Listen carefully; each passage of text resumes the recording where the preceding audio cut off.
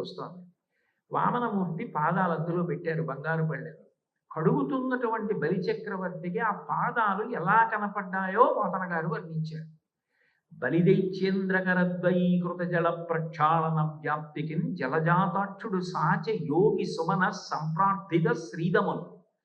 అవి ఐశ్వర్యమును కటాక్షించగలిగిన పాదములు, యోగుల యొక్క మనసులో నిరంతరము ఉండేటటువంటి పాదములు.